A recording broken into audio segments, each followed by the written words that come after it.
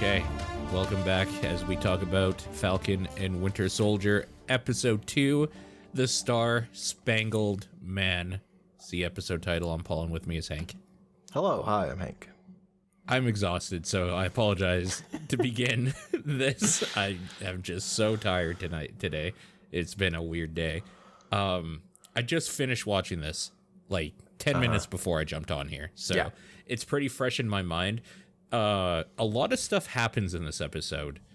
Yes. Weirdly. Like, yeah, a lot of stuff. It picks up right away from where the last one ended off, where the new Captain America was revealed, and this kind of starts off with showing that Captain America going through the circuit of different, like, reporters and stuff, but it's primarily Good Morning America is talking to him at his old high school or whatever, and it's kind of playing on the TV while and like it does a little bit of backstory to like say who he is. His name is John Walker.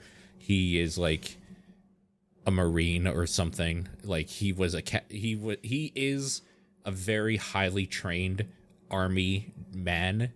So he isn't like just a nobody. He's an exceptional normal person. He is an exceptional person. He is a normal dude who still is able to throw the shield at superhuman like ways, but whatever. Sure. I guess that shield is just like built to be thrown like a frisbee, so I guess it makes sense that you could like train yourself to throw it really hard at something and break it. But he can basically do basic Captain America shit, except he's a pussy bitch person, so he will crumble like a human will. Yes. So he has a gun, so he's got that going for him. He has a gun, and he talks a good game at the beginning where he's saying like he doesn't want to replace Captain America. He doesn't think he could or whatever, but he has the one thing that Captain America did have, and that's guts and blah blah blah. It's decent. Like, he's filling in the shoes in a decent way. Bucky's having none of it, and he is looking very depressed while watching TV. I love the cut to Bucky just fuming, sitting on the floor of his empty apartment, just so mad. He's just so mad. Also, I just love that this whole episode, they're just like, does he just like always stare? And like, yeah, they make comments about the fact that he's always just staring at something the whole time. And it's pretty good because that's how this whole episode starts. It's him staring disgustedly at the TV, essentially. But I guess the big thing here is that they finally join forces. Bucky is so mad that he decides to go talk to Sam as Sam's about to head out to Munich to work on a thing. This is kind of the Flagsmashers shit or whatever from the end of the last episode. He's kind of following up on that. And they're having a little conversation in the hangar as Sam's getting ready to go. And Bucky's like, I'm coming with you because we're not done with this discussion sort of thing. Of like, how could you give away the fucking shield, idiot? And Sam's like, yeah, nice to meet you. Nice to see you too, Bucky. Or whatever. And it's just them fighting for a little bit. I really like so for anybody who doesn't know what this actually is, this is Lethal Weapon in Marvel Universe. Like, that's literally what they're going for. And they do kind of have a weird vibe at some point we'll get to in a second, where they do feel kind of like a married couple or something. That scene is wild. It's really weird. So they go to where something is happening with the group. Sam jumps out because he's Falcon and he can fly, and Bucky jumps out because he has a metal arm, and somehow that's going to say, I don't know what his reasoning was, like, I don't need a shoot or whatever. Well, he's also super strong, but it's mostly it. Take the shoot. Like, it's not gonna work great. It's gonna help maybe, though, because what he plans to do is grab onto a tree and just basically fall down it. Yeah. Just, And break his fall enough. I don't know. I love it. It's so stupid. It's like, nah, I'm fine. Just jumps out of the plane. It's absolutely just dumb. It's so fucking dumb. It's very dumb. So this group is smuggling something. It appears to be medicine that we find out in a second, but they're kind of watching them from a warehouse, bickering as well. But it's not until they start leaving the warehouse and they're in the trucks that they decide to attack it or try to stop them or whatever. Falcon is flying around like an idiot, like he usually does, and Bucky just runs real fast up to a truck, opens the back up, and finds out that it's medicine that they're hiding, but also looking for what appeared to be a hostage. We find out that isn't the hostage. That is Carly Morgenthau, the leader of the group, and she is superhuman and kicks the shit out of him basically the whole time. They both get the shit kicked out of them, actually. And it's the new Captain America, John Walker, with his buddy. I'm trying to remember it. I don't remember his name, but his, it was like Battle Wet something. What the fuck was his stupid name? Holy shit. Do you know who I'm talking about? Battlestar. Yeah, that's his secret name or whatever. Lamar Hoskins, I had to look it up, is his name. Who is his buddy or whatever, John Walker's buddy and partner in crime. They show up, they help out, but then get the shit kicked out of them because they're stupid humans. They're just normal people. And these people are all super soldiers that they're fighting. They're all super soldiers. Yeah, that's kind of the big take. Like, it's an action scene that isn't as expensive, I'm sure, as the first one we saw, but is definitely more than a normal show would have in it if this wasn't Disney. So it's pretty cool action scene overall. Not very, very long. But the big takeaway is government, aka Captain America, was watching or able to track Falcon because Falcon's using government equipment. And greatest anime betrayal, Red Wing. He let them know their location, and also just got completely wrecked by a super soldier. Just completely shattered. Just balled up and tossed away. Rip Red Wing. And then the other thing is that they were super soldiers, all 8 of them that were hanging out there, that were part of the group or whatever. There's kind of a part where they're taking a Jeep back to town or back to the airport, Battlestar and false Captain America, and like they pick up Falcon and Bucky and they have like a conversation. It's pretty good stuff in that conversation overall. I kind of think so we'll get to a part in this episode even where I'm just like, oh yeah, that guy needs to fucking die now, probably. But up until this point, false Captain America is like totally nice and just like, listen, we should work together, man.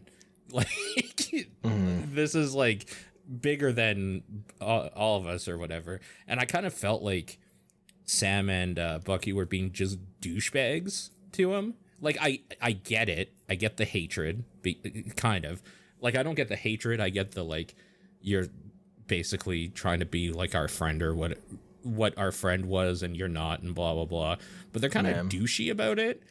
And, like, this is also one of the parts that they're kind of douchey about it. I don't think anything that he was saying was, like, out of the ordinary or wrong to them. And they got really offended, but whatever. I wasn't also friends with Steve Rogers, so maybe, what do I know? And they kind of go off on their own, and yeah, that's that. It kind of then at that point cuts off to the Flagsmashers themselves and how they're fighting for the people, essentially. They're freedom fighters because their government has like been paying more attention to the people that came back from the snap more so than like like everybody or whatever, and they saw for a while there for 5 years like everything was kind of good because there wasn't an overabundant amount of people, and class and society has changed so much, and then it kind of all went back to shit when everybody came back, and that's kind of what they're going for here, why they're anti-establishment sort of, and they're like having dinner at some dude's house that's like harboring them and gives them a little headquarters set up. Yeah, I don't know. Setup scene, I guess. There's nothing too interesting going on there, except for the leader gets a threatening message on her phone at the end of it. Yeah. I assume from like whoever she got super soldier serum from or whatever. Right, exactly. Probably. And look, they're the underground liberated, totally integrated mobile army to unite mankind. They gotta. Did you just keep that like up? Keep that up on a monitor. I had to pull it up again. Okay. By the end of this, you'll know it off by heart. So stupid. So absolutely fucking stupid. Okay. Then it goes back to Baltimore, where Bucky goes to introduce oh my god, why did I just forget his name? Sam, to a person that we haven't met yet that is kind of important. He is an old black super soldier that was sent during the Korean War to try to take the Winter Soldier out, Bucky, and he like fucked him up and like broke his metal arm off or whatever. Yeah, and, like, yeah, he was a super soldier employed by, I'm assuming the United States. They don't necessarily say, but the U.S. against Bucky, because every normal soldier they sent would be dead, would be murdered. And so this is where this episode and like the show, they're like really actually talking about race now in this part, like for a decent amount of stuff. It's a black neighborhood that kind of opens up with him like relating to the youth or whatever and being called Black Falcon, and this weird conversation about why, because I'm black and I'm the Falcon, does that mean you're a black kid or whatever? And it's kind of a cute little and then he dad jokes or says, haha, got him. Yeah, he does.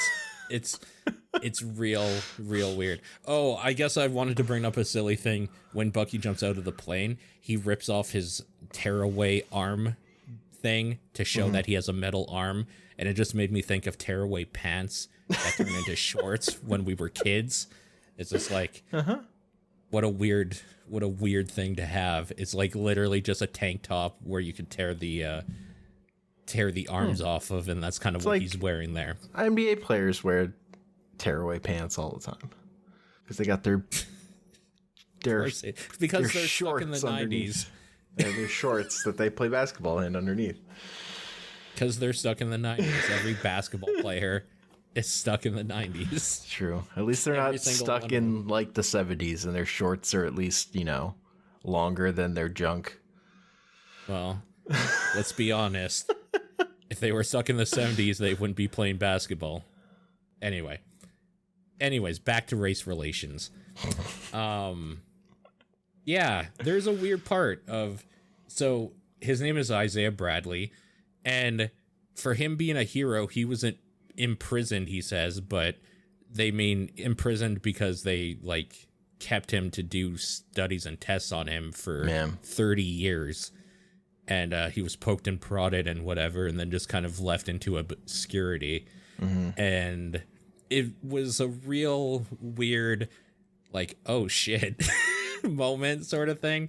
And I think it kind of is also building into, this is probably another reason why he didn't take the Captain America route or whatever. Like, things are different for him just as a black guy, period. They totally are.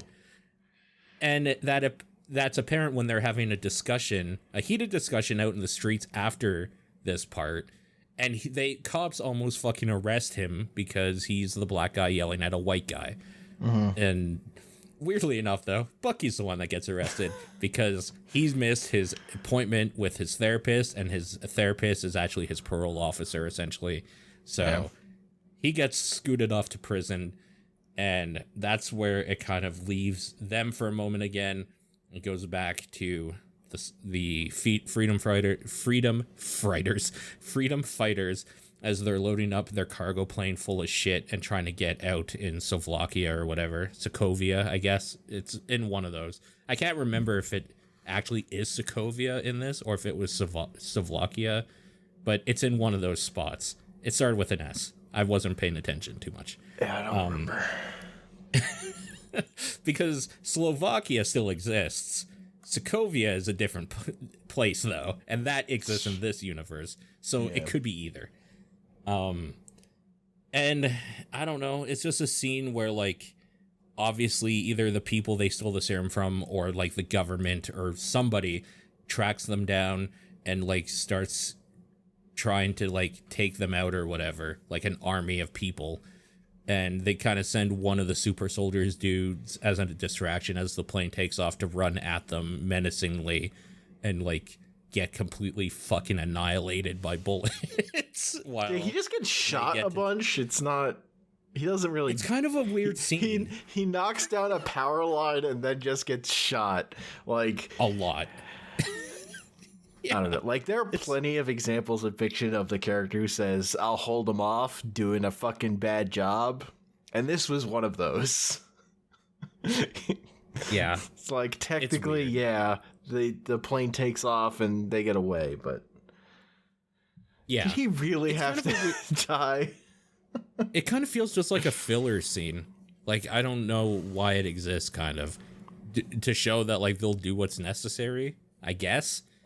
To show, I guess, that they're leaving where they were to go somewhere else. It's like, so I mean, we're getting, like, confused. More interiority on these characters than I would expect, but also, like... Yeah. That guy just dies for no reason. He just gets fucking murdered. Like, it's real like, crazy. So much for being a super soldier. They just shoot him. A lot. Yeah. Okay. So we go, Bucky's let go, because Captain America works something out with the government, because of course he does, saying that, like, his therapist is there, first of all, to, like, work with him or get him out or whatever, and he makes it so that Bucky no longer has to do therapy appointments because he's under contract with the U.S. government to help him or whatever. Later on, he's told to go pound sand and that he's not going to work with him. But whatever, that is what it is. Yeah, I don't understand the mechanics of that, but yeah, keep going. Yeah. The weirdest part of this episode is that there's a joint therapy session between Sam and Bucky with the shitty asshole therapist, and they're kind of getting nowhere with, like, the tell me, like, why you hate him, why you are sick of him or whatever.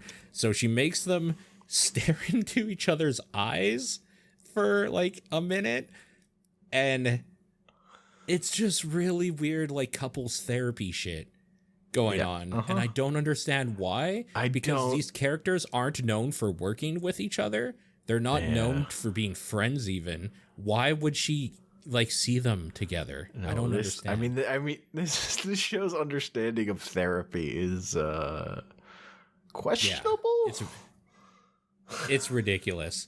And then Sam comes up with the good idea of, I'll squash this and say, all right, we're going to put a pin in this, go do our job, and then we'll come do therapy.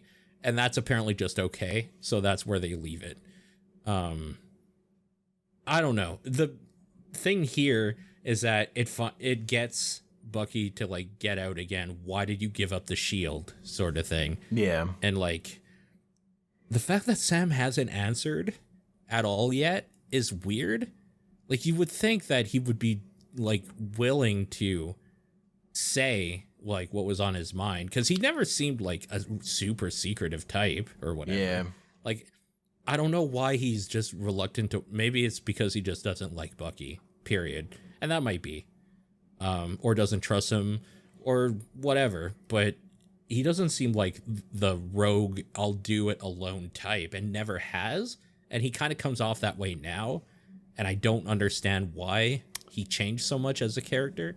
I don't know. Maybe like being, again, like out of existence for a while changes a man, because he doesn't trust Bucky. Doesn't feel like he has to answer to Bucky, kind of stuff. Yeah. Again, like these characters aren't. They were close to the same person, but they're not actually close. Yeah, that's true. I feel like I take his line kind of at face value of like, you should trust that I thought it was the right thing to do. Even like he was wrong, but he thought it was the right thing to do at the time, or whatever. Yeah. And like Bucky, what right does Bucky have to like demand anything of him or whatever? Yeah, because Bucky's just a douche. Like he's just an idiot and an asshole. So and he knows it. Everybody knows it. The writers know it. Everyone knows that he's kind of a loser. That being said, I feel for him more than Sam. I don't give a shit about Sam. Like, period. I just don't. Look, Bucky is just angry, and that's more relatable. That's the thing, is I've been an angry, douchey white boy. Yeah. I've never been a black superhero. So I can relate to one of these people more, and unfortunately, it's the shittier person. So, yeah, that all ends. They go outside, they talk to fake Captain America, and they're just telling to pound sand, essentially. And then there's a real weird, like, then stay the hell out of my way type of bullshit. It's like, what the fuck, man? Where did that come from? Real Captain America-y of you. So he's going to be a villain by the end, I'm sure, of some sort. Or they're going to, like, at least an obstacle, if not a villain.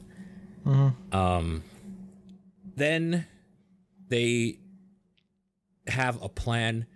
The plan is they're going to go visit Helmut Zemo in Berlin to find out about the Flagsmashers, and that's where the episode ends. This can only end well.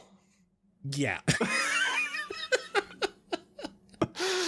Oh my god, when Sam, like right after Sam says we're gonna go see Zemo, and the fucking classical music sting hits, it's so good.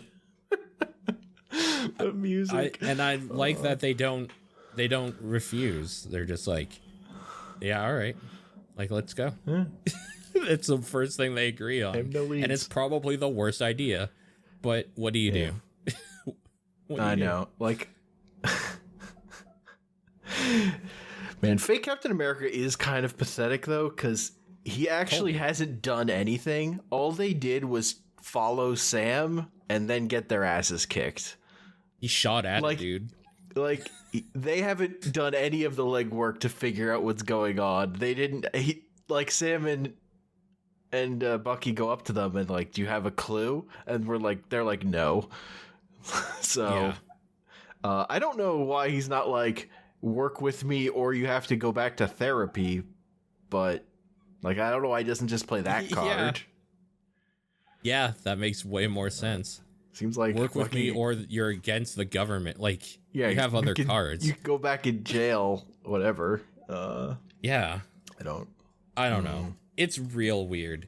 I guess he doesn't really have anything on Sam specifically. No. But yeah, he could own Bucky. Yeah. Or sorry, James. I don't know. There's a weird also line of he's like, Steve called me that. You can't call me that. Well, it's Buck. Like Buck, yeah. Weird, man. Super weird. I don't know. This episode overall is okay. I'm not as interested in anything going on here as I was in WandaVision, though. Just straight up. I gave them a full 2 episodes, and they haven't hooked me yet. I'm kind of more interested in the story of John Walker and like his rise and fall from grace, because there's obviously going to be a fall from grace. And like what's going on there than anything to do with these boneheads. These two. Look, I'm excited. I'm excited for Zemo, but yeah. I mean, I'm gonna watch it every week still, so whatever. It's not that big of a deal. I do. So I don't want to go back to WandaVision too often, but there was apparently supposed to be a big cameo in WandaVision, and apparently it was supposed to be Benedict Cumberbatch, and he apologized for it not working out or something on a show, and obviously it wouldn't work out because COVID. I'm wondering though, do you think this show has a big cameo, and who the fuck would it be if it did? Like, I guess any Avenger. Any surviving Avenger, it could be. Like, it could be Banner, maybe. But is that even a big cameo? Honestly. We got War Machine. He was there. He showed up. He was there in the very first episode. That's true. Yeah. I don't know that he's a big cameo, but he's a dude. I don't know. It would have felt like a cameo if you just... It's part of, like, just the way it's positioned. Like, he was just positioned as being there, like... being a person Sam was talking with, rather than like, oh shit, it's like someone showing up dramatically or whatever. Because my thought was, before like everything went to shit and we lost the only person that should ever play Black Panther, it could have been him in some regard, but like that obviously can't happen. No. And just in general, I don't know how they're going to continue with that. They're continuing on with those stories. I don't know how, so we'll see.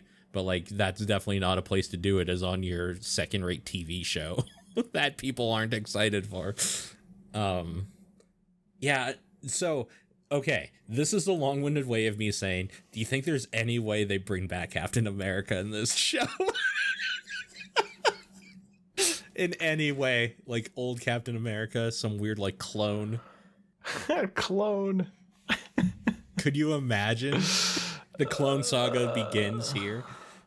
I don't think Episode 6, Chris Evans just walks out of the mist and says somebody's looking for a superhero or something, and then the problem is like this show is too grounded for like a weird. And, like, Captain America is too grounded a character for weird, like, magical, like, conversation to take place.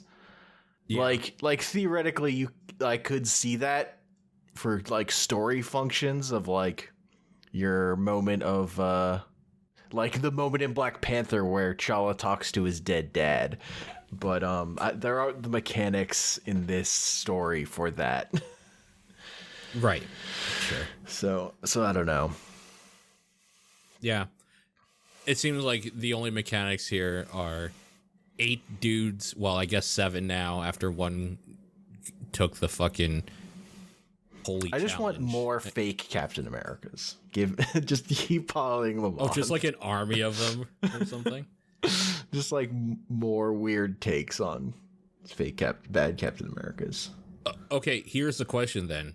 Does this end with John Walker actually getting the super soldier serum? I don't think so. Okay. He is a prime candidate to be another Captain America, like from the government's perspective. Yeah, like he could become a U.S. agent, which is what that character becomes. Yeah. So, I don't know. That could be cool. Maybe. It could happen. In a world where, like, these 8 random people have the super soldier serum, yes. Yeah. There could be a fight with him, like, shirtless at the end, like, where he's, like, been injected with it, I guess. Look, we need to get... that it's going to end with that. Yeah. Somewhere. That's possible. I don't know. Yeah, who knows? The big thing for me was I knew the Isaiah Bradley moment was coming, and I did not call it on last episode, so I feel like I missed out on calling it. Oh, bummer. Wait, how did you know it was coming? Because you have to establish Isaiah Bradley for Patriot, because he's Patriot's grandfather if you're doing the Young Avengers thing. Oh, I see. Yeah. So I think that kid at the door might be Patriot. That kid is Patriot. Yeah. So, and like, because they have to do that, this is the show where it had to happen. So I like figured out a couple days ago. I'm like, oh, I should have called that on that podcast. I hope the next episode isn't where he shows up, because then it will be. Oh, so you didn't know it was going to be this episode? I didn't know it was going to be this. So I knew it was going to happen in this show. Yeah. Okay, gotcha. At first, it sounded like you maybe accidentally read a spoiler or something. No. No, I just deduced that this character was going to show up in this show, and I could have. Oh, okay. I could have sounded cool by calling it, but you should think hard right now. Like, what else? What else should you call? I mean, I guess you kind of did call that kid is probably probably Patriot. Yeah. Yeah. And I do like that the weird like through line of these TV shows is actually setting up the Young Avengers. Like yes, it totally is for sure. Yeah, because like I mean, aren't they even like doing a show with Kamala and like, or am I just thinking of something else? No, that's something else, and she's not a Young Avenger. Originally. Oh, okay. The Young Avengers predate her. Like, she could totally be on the team, but the actual, like, lineup of the original Young Avengers stuff, that predates that character. Right. Okay. So she just wasn't around. Mm-hmm. But, like, that Hawkeye show is going to introduce Kate Bishop, who's Hawkeye in the Young Avengers. I didn't know there was going to be a Hawkeye show, I don't think. I haven't actually paid attention to the shows that are coming. Oh, yeah. I saw stills from them filming that one. Oh, really? So they've already filmed it then? They've shot stuff for that one, yeah. Oh, all right. Well, fair enough. And it's like taking stuff from like the super good Hawkeye comic book run. So it was exciting. We're going to get a pizza dog story. Okay, that's pretty cool. Yeah. Oh, yeah. Here it is. Hawkeye. Actually, 2021. So that's coming out this year too. Yeah, I mean that makes sense considering they shot stuff. They shot it. Yeah. Oh man, I forgot. There's so much shit like that is planned or coming out. I think What If is next. Moon Knight is the thing I want. Oh my god, I want to see Moon Knight so bad. Fucking Moon Knight, dude. I want to see it so bad. Yeah, I forgot. Like, I didn't actually know about this. I am Groot, so had no fucking idea about that. Yeah, I think it's gonna be like a thing running between Marvel and Star Wars, probably. But sometimes it'll be like an animated thing. Oh, okay. Like What If. Yeah, What If is gonna be super interesting to see how they do that. Yeah, that'll be fun. I can't wait for that. Do you have anything more about this show? There's the thing about the big three. Yep. Aliens, androids, and wizards. You know, the big three. Yep. And then there's a part where Bucky like talks about Gandalf, and he's like, "Yeah, I read The Hobbit when it came out in 1930." This is actually one of the things I wanted to bring up. Did it actually come out in 1937? Because that's not that long ago. For some reason, I thought I had in my head The Hobbit was a tome from like the year 12,000 or something. No, that book is not that old. Yeah, man, that isn't that old. Also, he was conscripted, or he signed up to fight Nazis.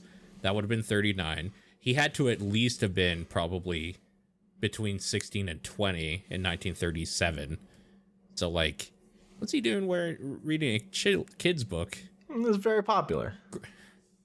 I guess. Grow up, Bucky. Grow up. Read. What the fuck else came out around that time?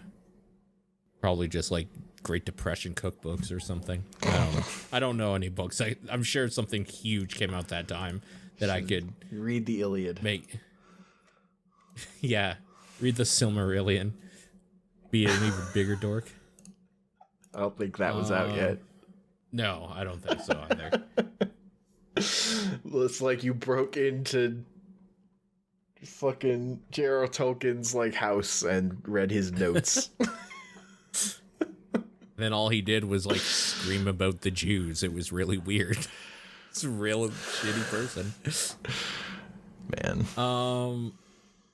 Yeah, there's cool setup things in this episode. Like the Isaiah thing is very cool. Some of the basic stuff about John Walker is pretty neat. I mean, I stand by what I thought about this show going in, at least so far, was I didn't think it would get interesting until Zemo. Like, Zemo was the element that could make it interesting. Like, the chaos he could introduce. And we haven't hit that yet. So yeah. Maybe next episode, I'm just like, holy shit, mind blown or something. Or at least just like... I haven't reached there yet. An interest, like a plot thing happening. Like, it's... Like, they fought some people on a truck. Like, really? Really? The plot has not been that interesting yet. We do meet Carly for a little, I guess. Kind of. We get more of those characters than I would thought, but it's not really anything. It's still not that much. Yeah, that's true. Yeah, any closing thoughts? I've done pretty much. I have nothing else to say. I just want a battle royale with all the fake Captain Americas. Only one may stand. How many are there? How many Captain Americas? Oh, that's a lot. Let's see what Google says. Okay. Google is known for lying. Let's see. CBR.com. I'm guessing that stands for comic book resources. Comic book resources, okay. This list only has 15. So, yeah. There's probably more that they're not picking up on. Boy, they have John Walker here for what it's worth. Isaiah Bradley, they have right here too. Bucky, Frank Castle, Sam Wilson, Samantha Wilson, they have here too. Wait, who do they have as number one? Marvel, this is in chronological order. Okay. So then, number one, they have Peggy Carter. Is she the most recent? Maybe. I don't know. Okay. Weird, man. Okay, well, that'll do it for an episode, I think. So thank you for listening, and we'll see you next time. Peace.